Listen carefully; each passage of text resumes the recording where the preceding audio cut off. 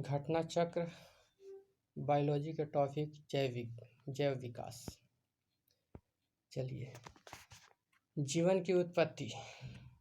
पृथ्वी की उत्पत्ति अनुमानतः 4.6 अरब वर्ष पूर्व हुआ था तथा कालांतर में इस पर जीवन की उत्पत्ति हुई।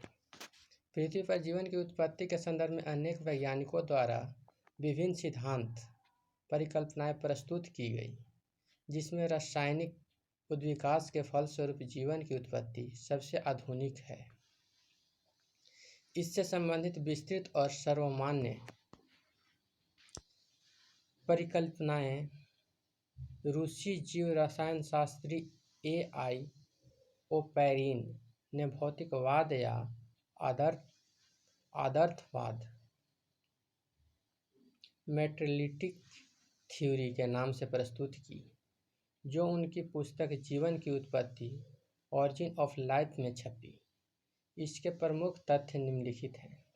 जीवन अर्थात प्रारंभिक जीवन की उत्पत्ति आज से लगभग 4 अरब वर्ष पूर्व आदि सागर के जल में न्यूक्लियो प्रोटीन्स के वायरस जैसे कणों के रूप में हुई, जो परपोषी, हेटेरोट्रॉफी एवं अवायवीय एनारोबिक थे। दूसरा,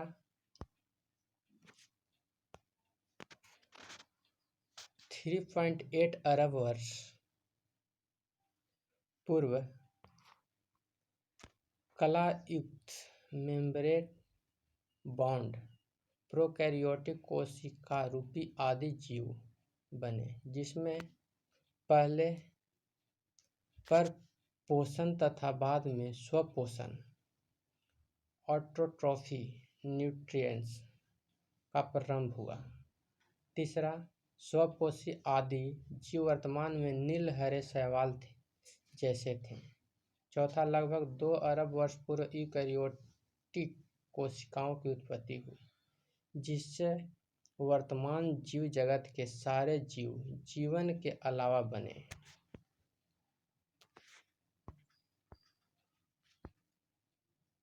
प्राचीन आदिम पृथ्वी के वायुमंडल में ऑक्सीजन जैसे नगण्य या अनुपस्थित थी,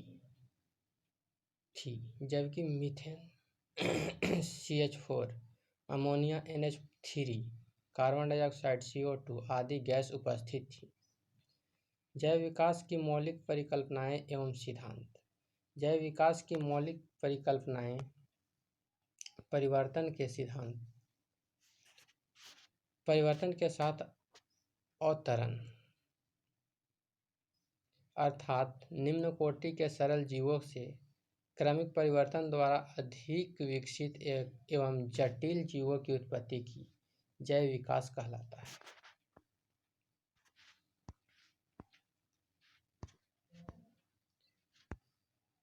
लैमार्क, चार्ल्स डार्विन, ह्यूगो डिवरीज आदि वैज्ञानिकों ने ठोस प्रमाण के आधार पर जैव विकास की विस्तृत व्याख्या प्रस्तुत कर अपने सिद्धांत दिया। लैमार्क जैव विकास परिकल्पना पर पहला तर्कसंगत सिद्धांत फ्रांसीसी जीव वैज्ञानिक जीन बैप्टिस्ट डी लैमार्क ने प्रस्तुत किया, जो 1809 ईस्वी में उनकी पुस्तक फिलॉसफी जूलॉजिक में छपे। इसे लैमार्क का सिद्धांत या लैमार्कवाद कहते हैं। यह निम्नलिखित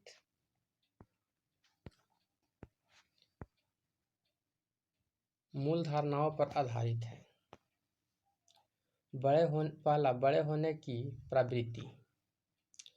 वातावरण का सीधा प्रभाव। अंगों के उपयोग या अनुप्रयोग का प्रभाव। Effect of use and disuse of organs. उपार्जित लक्षणों की वंशागति। लैमार्कवाद को उपार्जित लक्षणों की वंशागति का सिद्धांत भी कहते हैं। अंगों के उपयोग एवं अनुप्रयोग के आधार पर के अनुसार अधिक उपयोग की जाने वाले अंग सुदृढ़ एवं सुविकसित हो जाते हैं तथा वे अंग जिनका उपयोग कम होता है वे निष्क्रिय या धीरे धीरे करके लुप्त हो जाते हैं। उदाहरणार्थ जिराफ।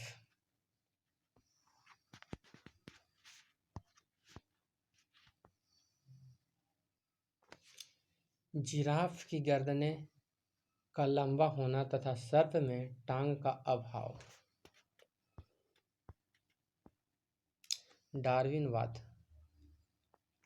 चार्ल्स डार्विन इंग्लैंड के जैव विकासविद थे। इसके द्वारा प्रस्तुत विकासवाद को डार्विन या प्राकृतिक वर्णवाद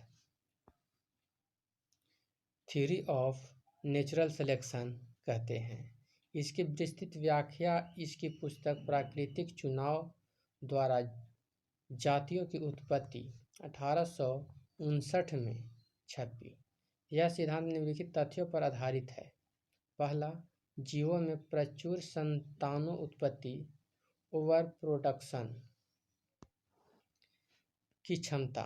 दूसरा, जीवन संघर्ष स्ट्रगल फॉर एग्जिस्टेशन, विभिन्नता और इसकी वंशागति variation and there inheritance.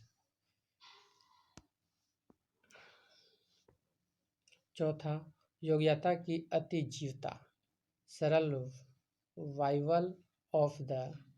Survival of the फिटेंस या प्राकृतिक चयन उत्परिवर्तन। उत्परिवर्तनवाद। जैव विकास का उत्परिवर्तन सिद्धांत हॉलैंड के पादप शास्त्री हुगो डू व्रीज ने दिया। इन्होंने अपना प्रयोग सांध्य पर प्राइमरोज अर्थात आइनोथेरा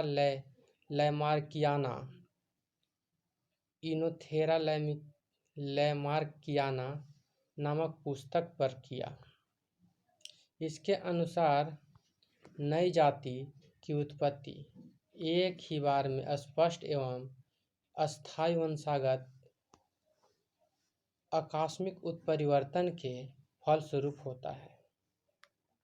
जाति का पहला सदस्य जिसमें उत्परिवर्तित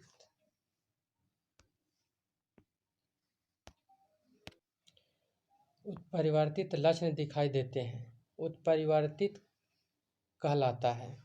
जाति के विभिन्न सदस्यों में भिन्न भिन्न प्रकार की उत्पत्ति हो सकते हैं। महत्वपूर्ण तथ्य: आर्कियोप्टेरिक्स जुरैसिक युग का एक पुरातन पक्षी था जिसके जीवाश्म लगभग 15 करोड़ वर्ष पुरानी जुरैसिक चट्टानों से मिले हैं। यह सरीसृप तथा पक्षियों के बीच एक संयोजक कड़ी था जिसमें सरीसृपों की भांति लंबी पूंछ, चोंच में दांत तथा अग्रपादों की अंगुलियों पर पंजे थे। इसके बावजूद यह पक्षी था क्योंकि इसके अग्रपाद उड़ने के लिए पंखों में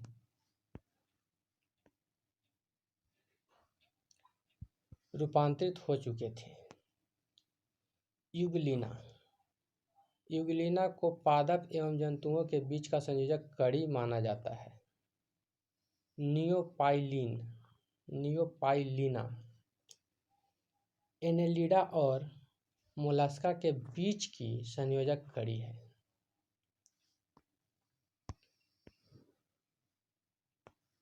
पैंथोरिया प्रोटोथीरिया निम्न कोटि के स्तनियों का उपवर्ग है। इसके अंतर्गत एकिडना, वतकचोची, प्लेटिपस आदि जीव आते हैं। ये सरीसृपों और स्तनियों के बीच की संयोजक कड़ी है। डायनासोर विशालकाय सरीसृप थे जो कि मध्यजीवी या मेसोजोइक महाकल्प में थे।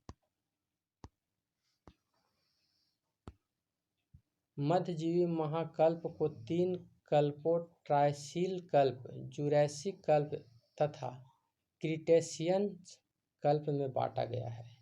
मैमथ प्रजाति वर्तमान समय में विलुप्त है। यह हाथी का पूर्वज माना जाता है। क्रो-मैग्नोन मनुष्य को आधुनिक मानव होमो सैपियंस का अंतिम सीधा पूर्वज तथा आधुनिक मानव की एक उपजाति होमो सैपियंस फॉसिल्स मानते हैं। क्रो-मैग्नोन का शरीर गट्ठा हुआ और लगभग 180 सेंटीमीटर 6 फीट लंबा तथा कपाल गुहा 1600 क्यूबिक सेंटीमीटर थी। डेनिसोवन एक आदि मानव प्रजाति थी जो यूरेशिया के जंगलों में लगभग 1.5 से 2 लाख वर्ष पूर्व निवास करती थी। पहली बार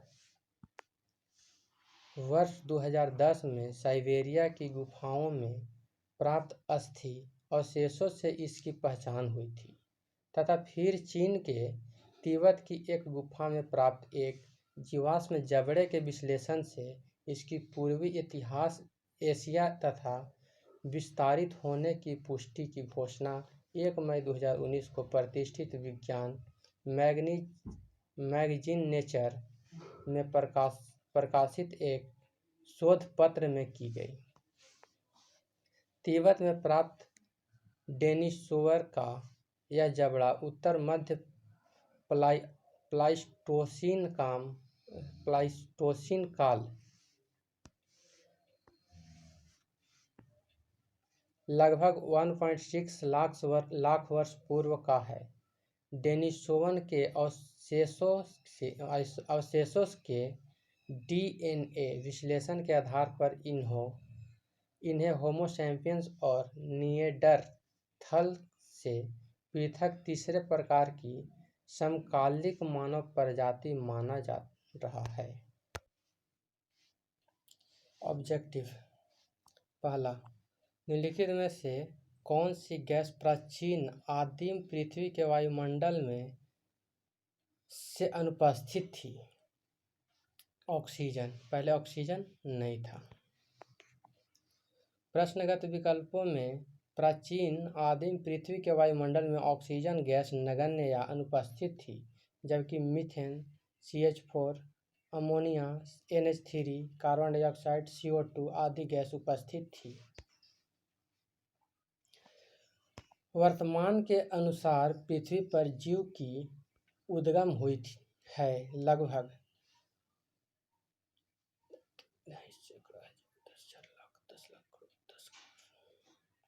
2 अरब वर्ष पूर्व।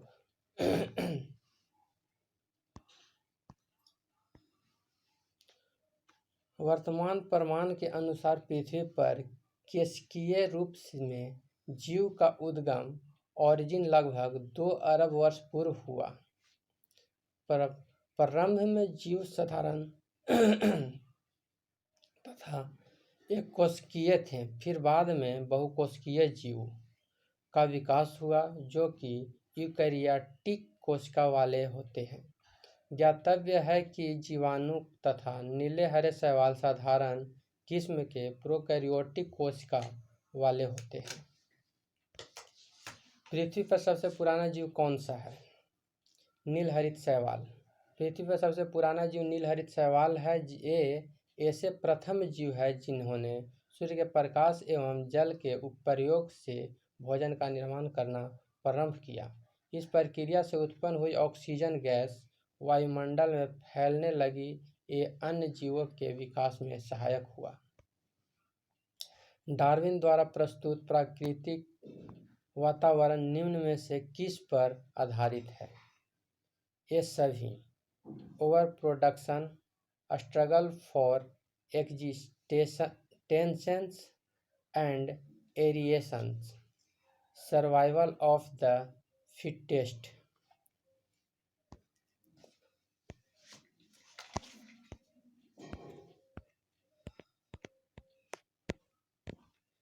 चार्ल्स डार्विन इंग्लैंड के जैव विकासविद थे। इन्होंने डार्विनवाद प्रस्तुत किया। डार्विनवाद को प्राकृतिक वर्णवाद भी कहते हैं। डार्विनवाद की विस्तृत व्याख्या इनकी पुस्तक प्राकृतिक चुनाव द्वारा जातियों की उत्पत्ति 1859 में छपी। डार्विन का प्राकृतिक वर्णवाद over production, struggle for existence and variation तथा सर्वाइवल ऑफ द फिटेस्ट, इन 3 पर आधारित है। पुस्तक द ओरिजिन ऑफ स्पीसीज किसने लिखी? उपयुक्त में से कोई नहीं है। द ओरिजिन ऑफ स्पीसीज पुस्तक डार्विन द्वारा लिखी गई है। चार्ल्स डार्विन इंग्लैंड के वैज्ञानिक विकासविद थे। इसके द्वारा प्रस्तुत विकासवाद को डार्विन वाद या प्राकृतिक वर्णवाद कहते हैं।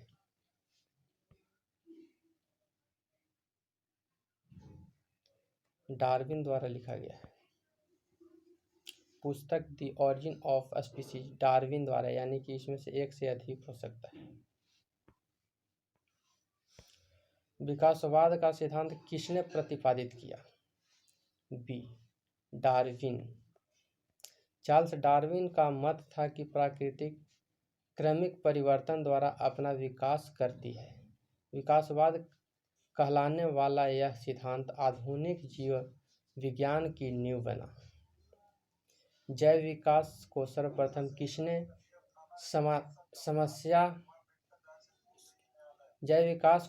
किसने समझाया? लैमार्क।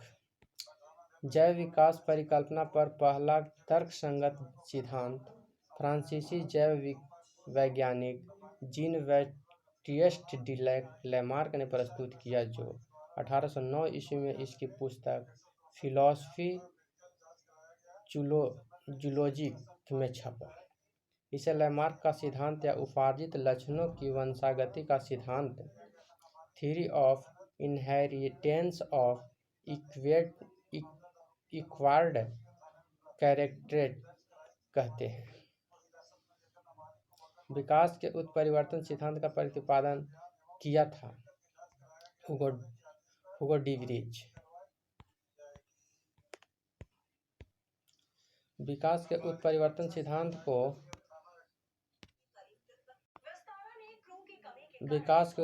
सिद्धांत को हॉलैंड के पादप शास्त्री हुगो डिवरीज ने दिया। इसके अनुसार नई जाति की उत्पत्ति अचानक एक ही बार में होने वाली स्पष्ट तथा स्थायी वंशागत बड़ी विभिन्नताओं के कारण होती है। जाति का पहला सदस्य जिसमें उत्परिवर्तित लक्षण दिखाई देता है उत्परिवर्तित कहलाता है। इन्होंने अपना प्रयोग संध्या प्रिमरोज पर किया। सूची 1 सूची 2 द्वारा सुमेलित कीजिए। सूची को नीचे दिए गए पुट का प्रयोग कर सही उत्तर चुनिए।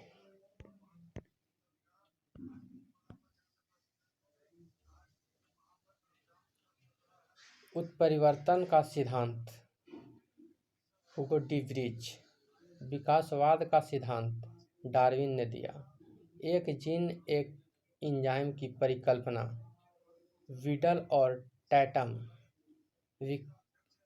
ओपेरॉन अवधारणा जैकब और मोनोड। उत्परिवर्तन का सिद्धांत हुगो डिवरीज। विकास का सिद्धांत डार्विन ने। एक जीन एक एंजाइम का परिकल्पना वीडल और टैटम। ओपेरॉन अवधारणा जैकब और मोनोड। विकास का मुख्य कारक है प्राकृतिक वर्ण। जैव विकास के मुख्य कारक प्राकृतिक वर्ण नेचुरल सिलेक्शन, क्योंकि यह विभेदों एवं अन्य हासिल किए हुए जीनों को अगली पीढ़ी में दिशा प्रदान करता है। प्राकृतिक वर्ण या चयन ऐसे प्राकृतिक है जिसके कारण जीवों की आबादियों में जीन रूपों की एलीली जीनों दोनों के ही आकृतियों में महत्वपूर्ण परिवर्तन होते रहते हैं।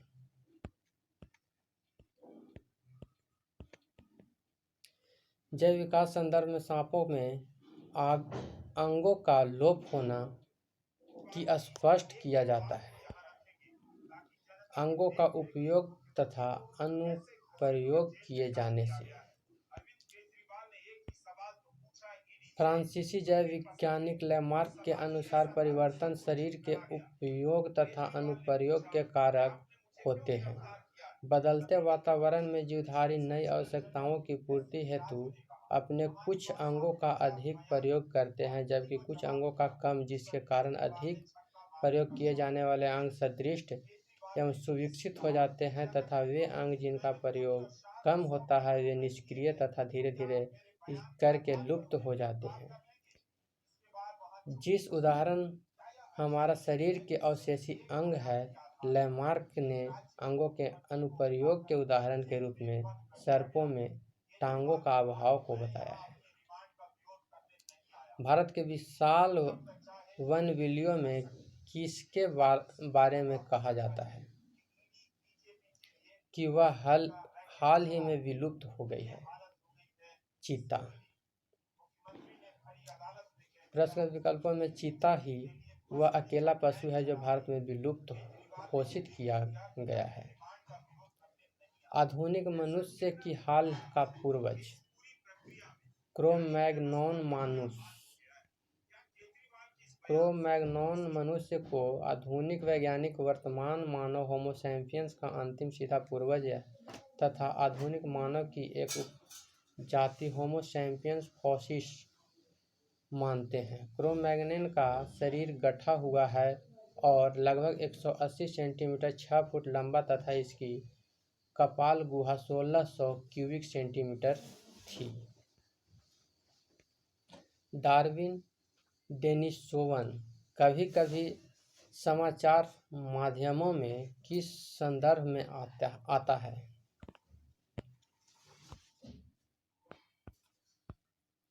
एक आदि मानव जाति स्पीशीज।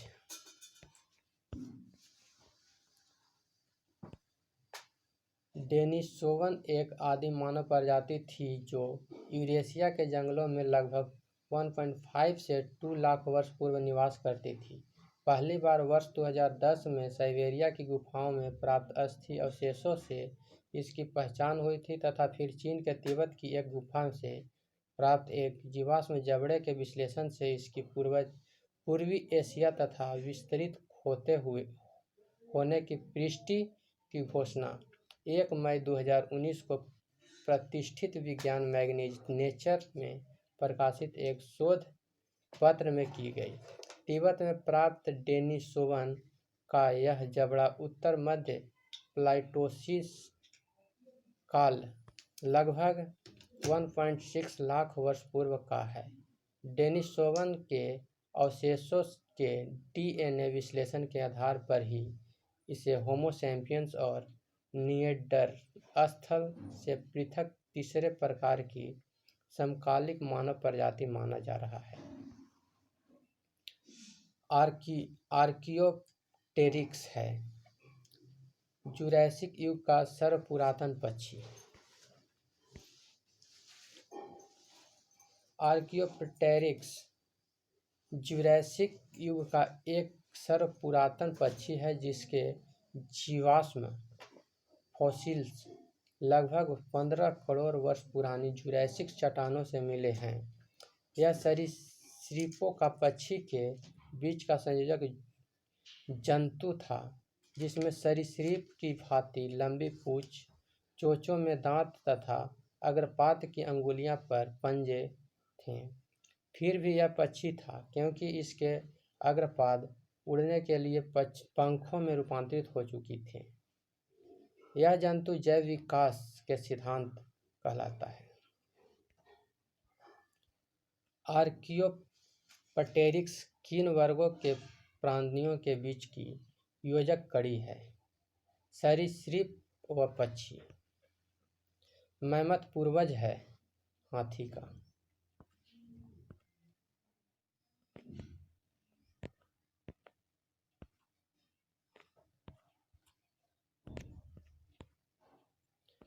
मैमथ प्रजाति वर्तमान समय में विलुप्त है।